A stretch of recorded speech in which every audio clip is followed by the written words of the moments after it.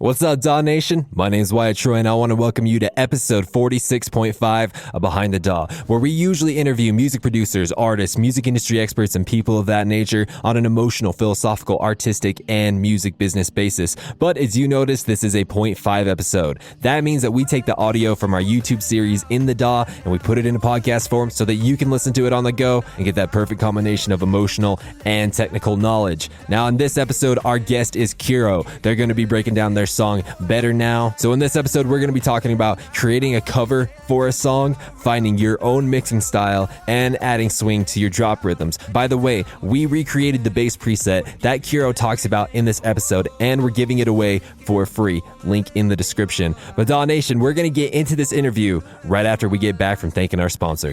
DAW Nation, imagine if you could join the live streams with the producers, artists, and music industry experts that we have on the show. Imagine if you could ask your own questions to these guests. Imagine if you could learn from them in real time before the episode ever comes out. Now imagine all of this costing less than half of what you spend a month on Netflix. Well, DAW Nation, what I just described actually exists. This episode is sponsored by the In the DAW and Behind the DAW Patreon.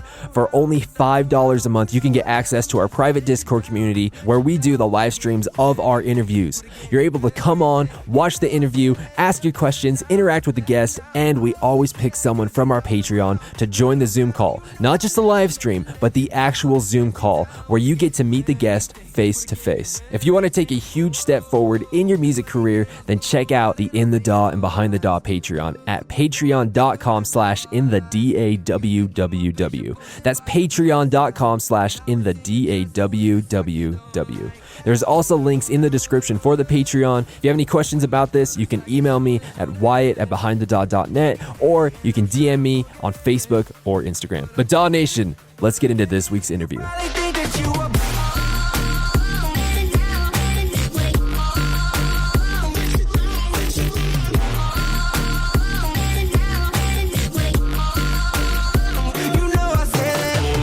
I want to welcome everyone to this week of In the DAW. We're so honored to be able to have Luke and Jordan from KUURO. How you guys doing today? Doing good, man. Thank you. Thanks for having us. We got Multiplier here, and we got Quinn here. Quinn is a patron. This is something that we've just been recently doing, bringing patrons onto the episode. So if you're interested in that, there's a link in the description for the Patreon. Where did this song begin? How did this start? Let's start at the very beginning. So we got approached by this company called Curate Records that does an annual cover compilation thing. Like last year, they had Adventure Club and Cruella and CeeLo Green and a couple of other big artists do covers of like big well-known songs. We got approached by them and asked if we wanted to do one. We were like, sure. We've never done something like this. Could be a cool opportunity to put like a spin on like one of our favorite tracks. And we could literally pick anything. And we're both huge Post Malone fans. At the time that we started this, Better Now was like the most poppin' hot song in the world. And so we were like, all right, kind of a no-brainer. Let's just see if we could do this one. It all came together incredibly quickly. What kind of like sets it apart from some of the other stuff that we've done where we're working with vocals, as far as I can remember, correct me if I'm wrong, but all of those are basically like we do an instrumental verse and then we get someone to record on it. Because this was a cover, it's the other way around, and it gives you an interesting angle to make something around a vocal, especially in this case, working around something from Post Malone. It definitely had some challenges that came with it. I think one of the bigger ones was the key track was written in, or like the scale, turning it from something major into something minor. And I think early on we just left it in that, but then this just ended up lending itself much better for something that fits our style. And I think it ended up working pretty well, but that was a bit of a gamble. Like, is this even going to work, or is it going to take away the entire kind of like original feel of the track? But I think we ended up with something that works quite nicely. So did you get the stems from the Post Malone song? No. Everything that's in here is like from us from scratch. We do have, I think it's still in here somewhere, like a Post Malone acapella that we just used for reference. But everything in here is custom. The vocals that you hear on the record itself as well, they're not Post's original vocals. So when you start with something like this, walk me through, what is the very first thing you do? Do you start with the drums? Do you start with the melody, the sound design? Like what's the first thing of your workflow? Kind of depends. For me, it's sometimes a chord progression, sometimes it's an idea for a melody. That usually is the case when I'm working on something that either stays an instrumental or doesn't get a vocal until like late in the process. On this one, I think it was the kind of like drum groove that you can hear in the intro here. I'll just play a bit. You probably think that you are better now, better now. You only say that cause I'm not around, not around. You know I never meant to let you down. Halftime kind of like rhythm to it. This was kind of like one of the first things that came together around the original Post Malone acapella. That was pretty much all that was there. Just that and some synth work to go with it. And then I think the drop kind of came together after I had sent something to Luke already. So just so that I understand what you're saying. So most of the time when you're starting a song, you start with the chord progression or a melody. This time though, you started with the drums and then you moved into the drop. Was that kind of the logical sequence of things? Yeah, kind of. I think it helped that we already had an acapella to work from. When that's not there, I think it's tough to start out with drums unless you already have a bit of like a specific idea or you really sit down and take your time to do it. For me personally, it's easier in that case to start out with something. I think we both work better starting with a melody or a chord progression because, like Jordan said, it's an acapella. There's already like a melody and an implied chord progression that could be there. When you write a chord progression, it's not just chords. Like, you know, you can apply certain like rhythm and swing to the chord progression itself, and then you get your kind of like drum rhythm from there, or if you want to force a drum rhythm on that later. So do you tend to mix as you go or almost write the song first and then treat mixing as a separate step afterwards? I think most of the time we're mixing as we go. I think both of us are way too picky with how things sound to just leave it all unmixed as we work. I find myself hard pressed to find producers these days who leave mixing till the very last step. I think most people are just mixing as they go. Mastering's a different thing. Like at the very end, like you could tweak the mix or just the overall loudness of the track to match whatever you think it needs to be. But mixing is kind of like a as we go thing. There's definitely like right before we do start the master, and there's definitely like kind of things that we save for last. We're not gonna like be really nitpicky on like, oh, this snare should be 1 dB quieter or louder. That's kind of like stuff that we save for when we know that everything is in place. Most of the things we do, it just kind of goes naturally. It's just something we do along the way. And the more experience you build as well in music production, I think that's something you kind of pick up on. You know what you like, you know what you want. And after building enough experience, you usually kind of know how to get that out of your sounds as well. And that definitely helps. Like it isn't really tedious anymore. You just do it. It's like you do it in autopilot. If anything, that's a huge part of being an artist that has their own sound as well, because a lot of that comes down to what the mix down sounds like. If you are your own artist and you're producing your own music, you should have your own mix style that works for what you make. I think Skrillex is always a good example because I feel like you can spot a Skrillex record anywhere without seeing his name on there because he has a very defined mix style. And when you listen to like the unfinished whips and demos and things, it's clearly not fully mixed and mastered, but you can totally tell that it's still him because his mix style is super prevalent. And that's obviously something he's doing along the way, either consciously or unconsciously. So what do you think defines your guys' mix style? Like what elements would you say, yep, that's ours? I think kind of like comparing it to the way other people mix, or like when they're working on stuff and they send over ideas, or like they're looking for specific feedback while they're working on something. And comparing it to what we do, I think we like that nice kind of like rounded out low end. We're kind of over like the loudness war as well. We try to not push everything to the absolute max. Would rather leave some room. And I think there's definitely stuff out there that sounds maybe almost like clear or crispier in a way. I don't know if that's the right term, but like there's a lot of stuff out there that when I listen to it on high volume, it starts to hurt my ears after a little while, and I kind of want to just turn the volume down. And I think with our stuff, it's kind of about avoiding that, so that even when you do blast it, it's still pleasant to listen to. So I think in that sense, we kind of focus on like the lower end of the spectrum and try to take it easy on the higher frequencies. Do you feel like you've had any pushback from people because you're not fully like participating in the loudness war? Has anyone ever been like, dude, your stuff's just not loud enough, or anything like that? I don't think so. No, if anything, there's pretty much everyone is kind of done with that at this point, and we'd rather go to this kind of point where we can just all agree that we don't have to push our tracks that much anymore. I think it would make production a lot easier for people, and mixing, mastering, all of it. I don't think we've ever really had any pushback. Maybe like from myself comparing something once it's done to, I don't know, like a crazy example, like a Noise Jet track. But I feel like that's always unfair whenever I do that to myself. But I keep on doing it and keep on comparing, and you can't help it but be bummed out that it's just not as loud as they can get it. But that's goals. You gotta have something to chase. Not to say that we don't max and sausage a lot of things, but there is definitely more dynamic range than a lot of other, or I would say most other bass music out there. I think if we do end up saturating stuff, it's for a very specific. It's like a purposeful thing. Totally. By the way, I literally just sat through an earthquake, so if you hear my microphone knocking, that's literally what that is. It's been happening all day. I'm safe. Don't worry about me.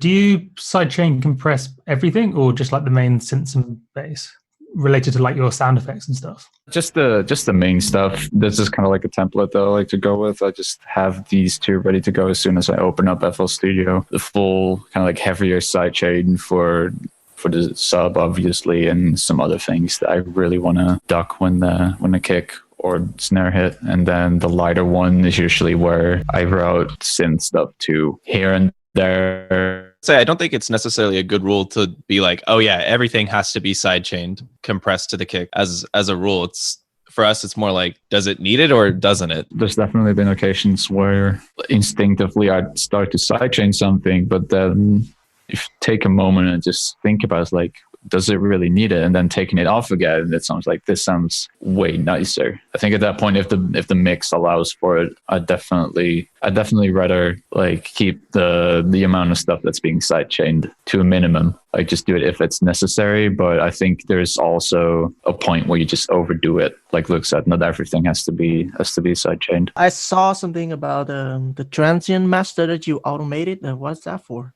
Yeah, so I think I put that on there on Michael's vocal to lower the sustain during the verses to make it sound like just a little bit more tight and staccato rather than more like runny and flowy. So, if you lower the sustain on a vocal with any sort of transient master, you get very tight sounding words. Why do you choose the transient master over the compressor? Because I think if you want to control the sustain, would it be better to use the compressor instead? I just really like the way that the Native Instruments Transient Master sounded with it. That's all. It's also like lazy and incredibly easy to do. How did the drop come to be? How did the sounds come to be? Basically, like, if you could give me an overload of information on the drop, even down to useless information, that's like literally, that's what I desire. It kind of started out with this little thing here, this cymatics chord loop.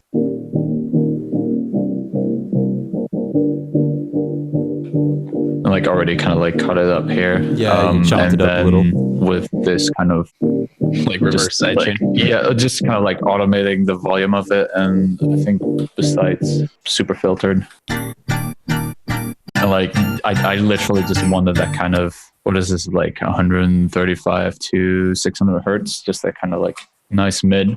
When I had that, I was kind of, this is really cool. I like that kind of one hit on every beat, and then here at the end of the two bars, it's kind of like double it up. That was kind of the idea for what ended up being the main bass. I used Razor for. Ooh, such a good choice. Yeah. I've had this for years now, and it's not necessarily something that that I think comes back in KUURO tracks all the time, but it's just fun to every once in a while just pull it out and have some fun with it. And I think in this case, so just mute the chords real quick. This is the bass line, which is then some noise on top of it just to give it a little like right at the start. It stacks really well with the sub, but then if you compare it to the top layer, which has like a fair amount of attack to it, they kind of contradict each other, but I feel like it works quite nicely when everything else comes in. I guess negates the kind of delayed effect of it, but it still retains the kind of groove that it has. And then these two notes here, as you can see, they're not on grid. That just kind of helps accentuate that feeling, I think. If anything, not quantizing everything on grid is like such a key aspect in almost every KUURO track nowadays. You got to give like some sort of swagger or something to it, and every time you quantize something to like a beat grid, it kills it. And I just watched the DAW with Slumberjack, and they were talking about that as well, which is really nice to see. It's definitely cool to see that people are, or other artists are kind of opening up to the same kind of approach. For those notes, are they taken from the like the root notes of the chords, or you just did it by ear? Or these are just kind of done by ear. The chords themselves, they do kind of follow it. I'm pretty sure.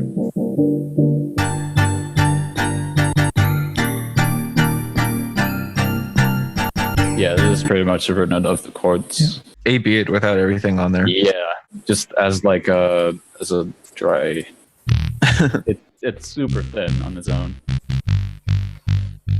So just going down the chain. So taking out some below so it doesn't clash with the sub. Decapitator from Sound Toys is another one that we like to use. It works really well on simple sine waves when you're just doing your subs, but also just kind of creates some really nice overtones and harmonics when you just apply to anything really. Then there's Trash. Then the micro shifts was next, which is really what makes it so wide. It also accentuates the attack a lot more. Then there's a Maximus on here. A soft clipper, just to make sure that it doesn't go past the zero. Yeah, and that's that together with just a simple sine wave, which has, well, here you go, Decapitator on it. I like to do that and then literally just low pass it. Let's see, this is at around like 140 hertz, pretty steep, which I can do here because of that top layer. There's already so much going on over here that it doesn't really need much of those, doesn't need many of those harmonies. And then the noise is literally just some white noise being high passed. This is a fun little thing that I've had for as long as I can remember. The Blue Glitch. It's got a whole variety of effects, but currently it's being used for its bit crusher, just giving it quite literally a little bit of crunch. Yeah, and that all together forms the bass. And throughout the track, it's pretty consistent. The only thing that changes is that halfway through the drop, the Razor instance goes to a different key than the sub does. Is that playing the seventh? It is, yeah. It's basically playing the seventh of that sub. Just kind of to kick up again after the drum fill right here. Honestly, the drop all in all is quite compact, quite simple. If you look at what's going on, we have the bass, we have the chords, we have the vocal chops right here. Like without all this on, it sounds really, really warped. It's mainly this Oxid inflator and Little Alter Boy, especially with the drive turn up here, OTT, about 7% on this Valhalla room, so it's not doing much, but it is on. This filter is, I'm sure there's an automation clip in the track somewhere. I think it's just for the turnarounds. Same for the delay, which is the same for the turnarounds, like going probably into the verse or the outro. This goes up through automation. Just kind of echoes out nicely. The chops were interesting. We went through quite a few iterations, didn't we? They were all basically centered around that one first phrase of the vocal chop. It's centered around that, and then everything after that is what just kept changing and being altered. A call and response kind of thing going on. DAW Nation, there is so much more to come in this interview, and we're going to keep soaking up all this wisdom when we get back from thanking our sponsors. DAW Nation, if you struggle with any of the intricacies of electronic music production, you know, things like composing a melody, sound design, arrangement, sequencing, or even just fully understanding how to utilize your DAW to properly translate the story and feelings that you feel inside of your heart and mind. If this is you, then I would highly encourage you to consider taking a private lesson from inthedaw.net. The rates are extremely affordable, the scheduling is insanely flexible, and the knowledge that you gain in these lessons is so personal and so deep that it's honestly priceless. These lessons are all done through a Zoom call, so you can be anywhere in the entire world. In fact, you don't even have to turn your camera on if you don't want to. All you have to do is show up, ask your questions, and you get my personal guarantee that the private lesson will not end until we answer all of the questions that you bring to the table. If this sounds like something you need to really help progress on your musical journey, then head over to inthedaw.net and click on the private lessons tab. There is also a link in the description that will take you to the private lessons page. But again, that is the private lessons tab on inthedaw.net. Why don't you using the vocal that has already been recorded like nice cleanly, and instead of using the old sample from Post Malone? Because this is something that we did before we received the clean vocal. We were working with a quite tight deadline, so just to make sure that we stayed ahead of things, this is something we just already want to get done. And I think we both ended up liking it so much that it's almost kind of like we were afraid that if we were going to do it with a clean vocal, it just wasn't going to come out the same way as it did here. Yeah, it doesn't.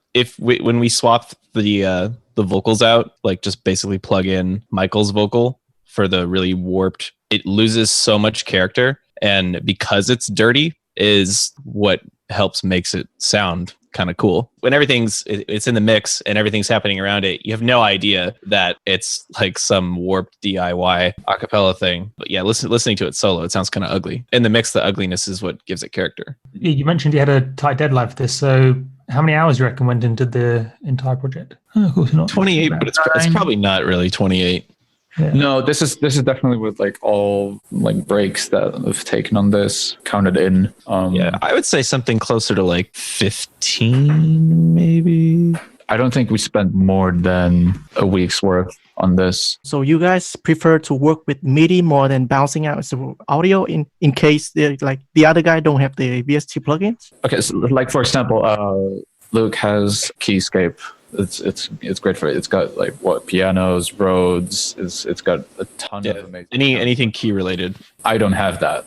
So when he uses something from Keyscape, he'll usually leave the MIDI in here, and he'll also stem it out for me. So I'll end up having exactly what he had. But then if I want to change something about it, at least I still have the entire MIDI. It's honestly not that hard to work around. I gather you kind of bounce the project backwards and forwards, but do you have set things that one person works on and the other one doesn't work on, or do you just freestyle that side of things? It's whoever does it best first, or whoever edits it last. So we're very rarely butting heads, at least to a degree that's unhealthy. If I do something and then he edits it later or changes the sound design, or if I change the sound design on something, we both agree oh yeah, that was a good choice, or that was a good idea doing that. So how did the Monster Cat release started? We had a pack of 4 or 5 songs. When we first started KUURO, we spent probably 8 months really refining the sound. There are a ton of tracks when we started working on music together and made the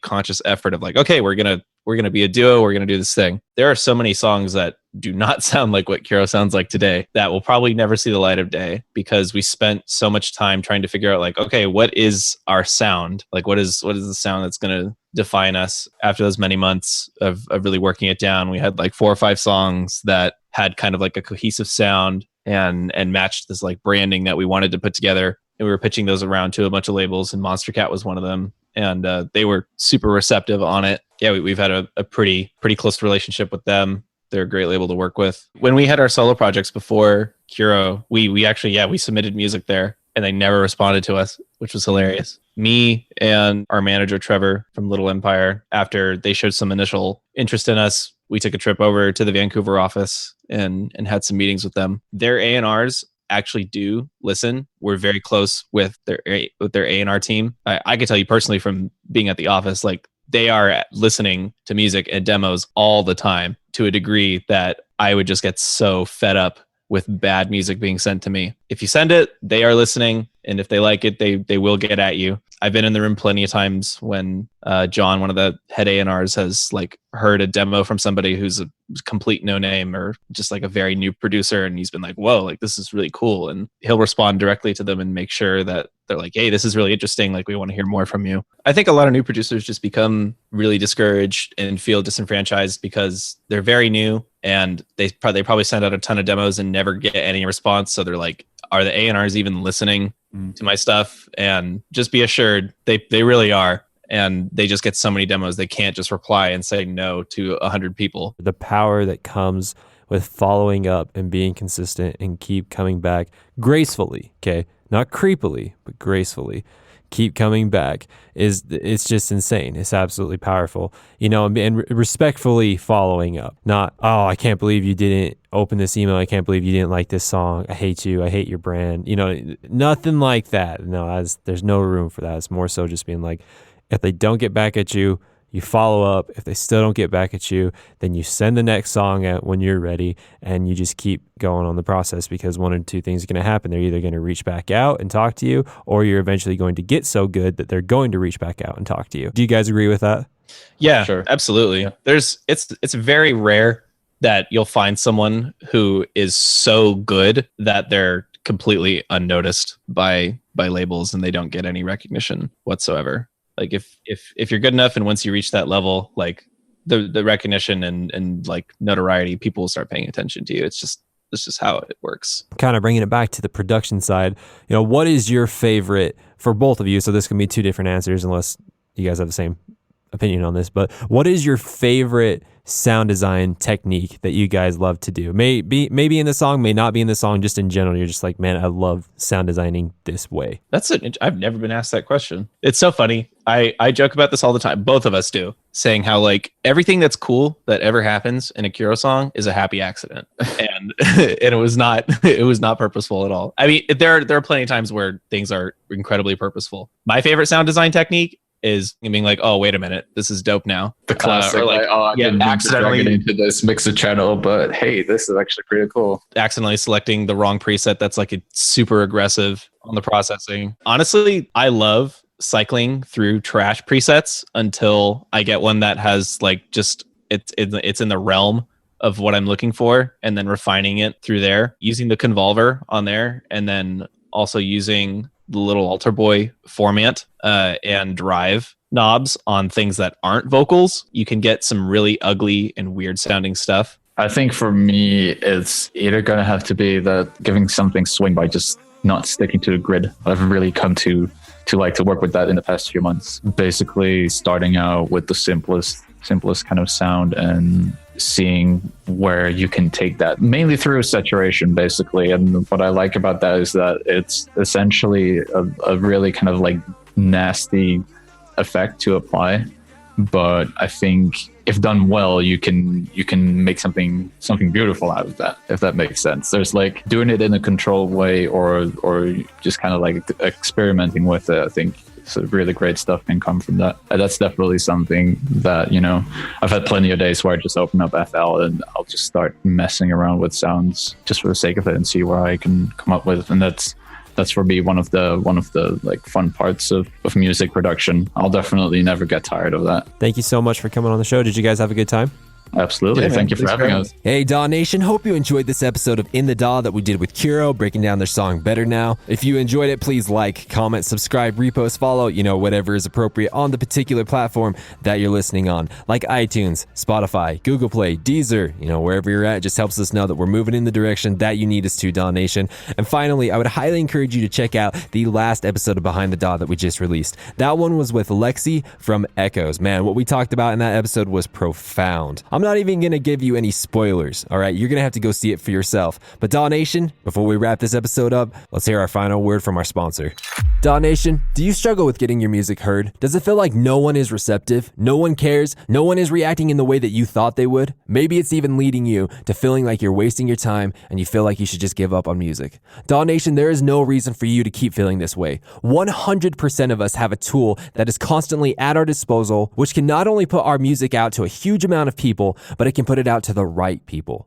Do you know what that tool is? It's social media. Never before in the history of making music have we ever had a tool like this. A tool that can connect your music to the right people virtually anywhere in the world within seconds. But the sad truth is, virtually no one knows how to use it. But if you're interested in utilizing the beast of a tool, which is known as social media, then I would highly encourage you in scheduling a social media marketing consultation with me. My consultation credits include Henry Fong, Kara, Culprit, AU5, Pegboard Nerds, Clockvice, Forso, Copycat, and the list keeps growing. Right now, I'm running a 25% off discount of my social media marketing consultations, but it is a limited time offer. It's not going to last long. So head on over to inthedaw.net, click the private lessons tab, and select a social media marketing consultation. Again, head over to inthedaw.net, click on the private lessons tab, select the social media marketing consultation, and you'll be on your way to getting your music out to the right people. DAW Nation, thank you so much for listening to this episode of Behind the DAW, and we'll catch you next week.